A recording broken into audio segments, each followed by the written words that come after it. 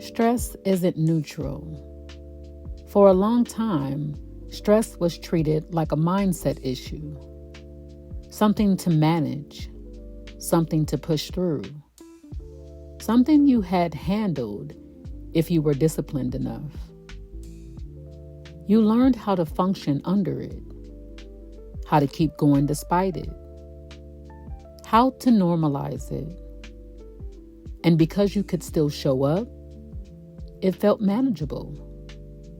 But stress was never neutral. It was always doing something, even when you weren't paying attention. I'm your host, Kayree Jonae, and this is The Weight of Her Story. The reason most people miss this is because stress doesn't always feel dramatic. It feels familiar. It looks like responsibility. It sounds like productivity. It hides inside of routines that look successful from the outside. So instead of questioning it, most people adapt to it. You can see it before the day even begins. Two people wake up in the same house, on the same schedule, with the same responsibilities waiting. One moves easily, coffee, a routine, out the door. The other wakes up already tired, not exhausted, just not restored. Same sleep, same environment, same life, different bodies. That difference shows up before the day has a chance to even start. And that's the important thing to notice, because nothing has gone wrong yet. No stressors have even been introduced. The body is already responding based on how it processed the day before. Stress isn't just what happens to you. It's how your body processes what happens to you. And everybody processes pressure differently. That difference doesn't start with personality. It starts with physiology. You see it clearly at work.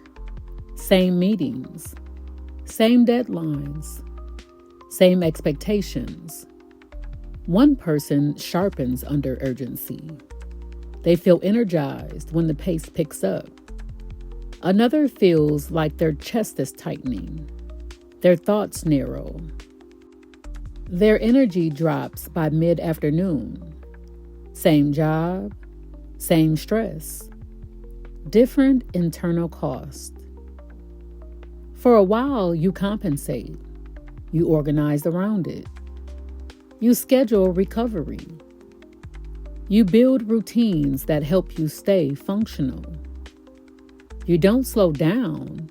You become efficient under pressure. And efficiency looks like success until you realize how much it's costing you. Because stress doesn't disappear when it's managed. It accumulates. You feel it in how you make decisions. Under pressure, some people become clearer, decisive, focused. Others hesitate, second guess, feel mentally taxed by choices that used to feel simple. Same decision, same stakes, different internal experience. And over time, that different shapes the confidence, leadership style, and even how safe you feel trusting yourself. That's not a mindset issue. That's a nervous system response.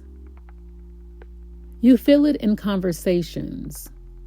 Some people can handle conflict and move on. They speak, resolve, release.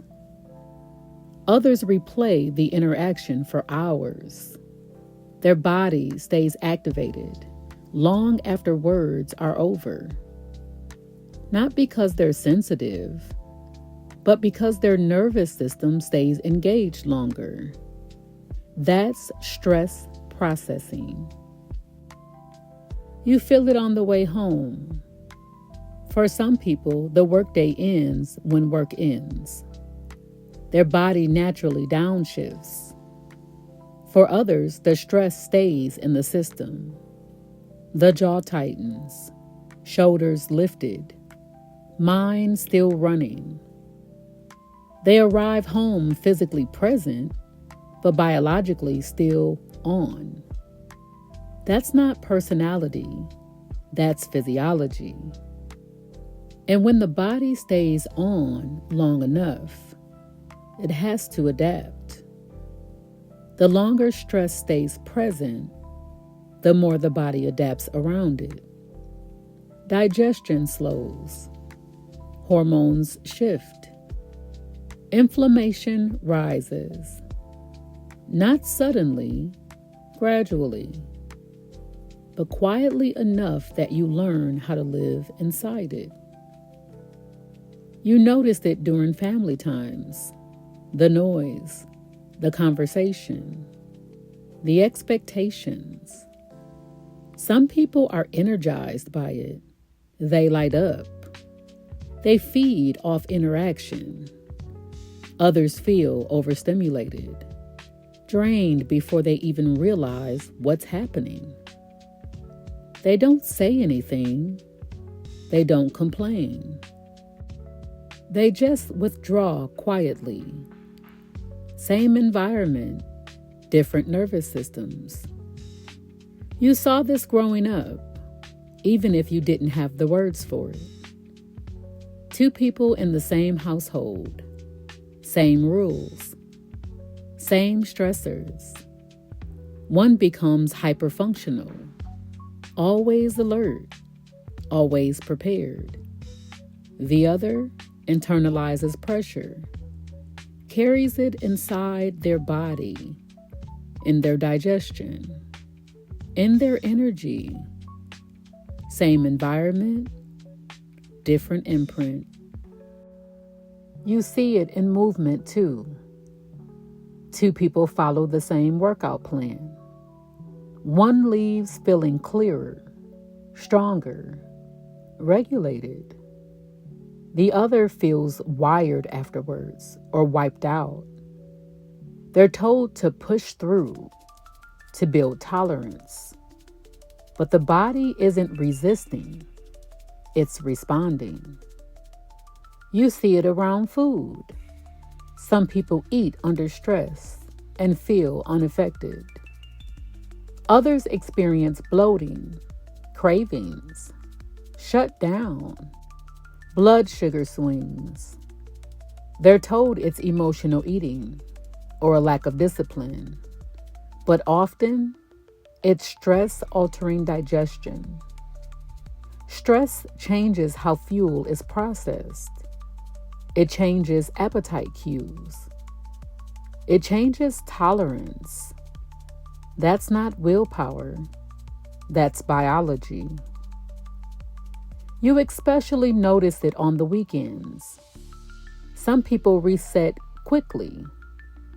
A day off feels restorative. Others spend the weekend recovering from the week. Instead of enjoying the break, they need more sleep, more quiet, more space. They start the next week already depleted. That's not laziness. That's accumulated stress. This is where confusion sets in. Because stress is so normalized, people assume that their response to it should look like everyone else's. So when it doesn't, they internalize it. They assume something is wrong. But nothing is wrong. Your body is responding exactly as it was designed to respond. The problem is that most systems don't account for that. Workplaces reward output, not recovery.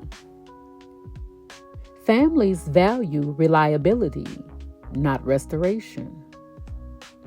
Culture praises resilience without asking what it costs. So you adapt. You carry more.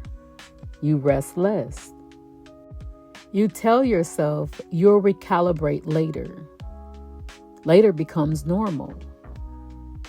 Over time, the baseline shifts. What often felt like pressure starts to feel like normal life. What once required recovery becomes something you live inside. And because that change is gradual, it's easy to miss. This is why generic stress advice falls flat. Reduce stress assumes you can step away from your life. Relax more ignores physiology. Just rest doesn't address how stress is processed. Because the issue isn't having stress, it's how your body responds to it. Some bodies burn. They stay lean. They stay wired. They move fast. They're praised for productivity while their nervous systems stay elevated. Some bodies store. They conserve. They slow things down. They hold weight, water, inflammation. They're told to push harder while their systems are trying to protect them. Some bodies shut down. Energy drops. Motivation fades. Recovery stretches longer. They're told they've lost discipline when their bodies are actually overwhelmed. Stress is not a character test. It's a biological event. And how your body processes it is information, not a flaw. When this goes unrecognized, people build lives around managing stress instead of resolving it. They plan recovery like it's an appointment. They normalize tension. They accept exhaustion at the cost of success. And because they're still functioning, they don't question it. But stress always leaves a mark, not emotionally, biologically. It shows up in sleep disruption, in digestion, in inflammation, in energy regulation. And the longer it goes unaddressed, the body adapts around it. This episode isn't asking you to eliminate stress. It's asking you to respect how your body processes it. Because alignment doesn't come from avoiding pressure. It comes from understanding how pressure lands. Once you see that stress creates different outcomes in different bodies, general advice stops making sense. And once generic advice stops making sense, you're ready for something more precise. Stress was never neutral. It was always information. And learning how your body interprets that information is one of the most important steps towards alignment. Next time, we'll talk about how the body keeps score differently. But until then, take care of yourself today, even if it's just in one small way, because you deserve that much.